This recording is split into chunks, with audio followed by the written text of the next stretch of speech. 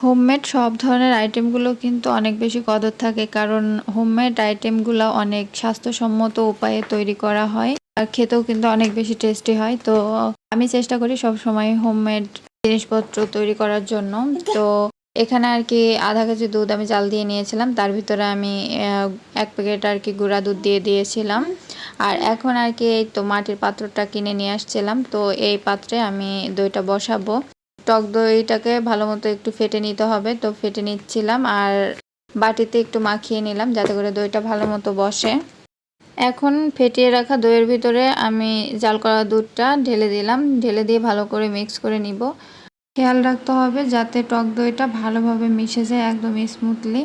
সেক্ষেত্রে দেখা যাবে যে আপনাদের দইটাও ভালো হবে আর খেতেও কিন্তু অনেক ভালো লাগবে। আর সেইভাবে করে আমি স্মুথভাবে মিশিয়ে নিচ্ছি। আর এখন আর কি আমি দইয়ের যে পাত্রে আমি দই মিশিয়ে রেখেছিলাম, তো সেটাতে আর কি ঢেলে দিলাম। ঢেলে দেওয়ার পর এটাকে আমি প্লাস্টিক র্যাপার দিয়ে র্যাপ করে রাখবো, যাতে করে হচ্ছে বাইরের কোনো হাওয়া না ঢুকতে পারে, যেহেতু দইটা গরমেই হয়।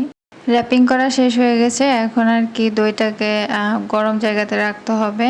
তো সেজন্য আর কি আমি একটা মোটা কম্বল নিয়েছি, তো কম্বলের উপরে কিন্তু আমি দইটা বসিয়ে তারপর হচ্ছে উপরে আরেকটা লেয়ার ঢাকা দিয়ে দিচ্ছি, যাতে করে বেশ ভালো গরমের ভিতর থাকতে পারে। আর তা বাদেও হচ্ছে একটা উপরে মানে ভারী জিনিস দিয়ে দিয়েছি। তো আমার হাতের কাছে ল্যাপটপটাই ছিল, তো যেহেতু এখানে রাখা ছিল সেহেতু ল্যাপটপ দিয়ে রেখেছিলাম।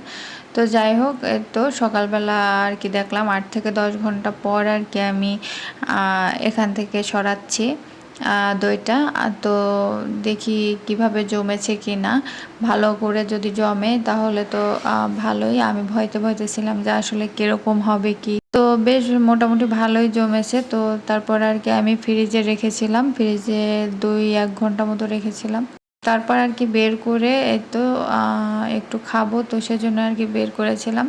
খুব বেশি যে ভালো জমেছে তা না। তো আজকের ভিডিওটা কেমন লাগলো অবশ্যই কিন্তু কমেন্ট করে জানাতে ভুলবেন না।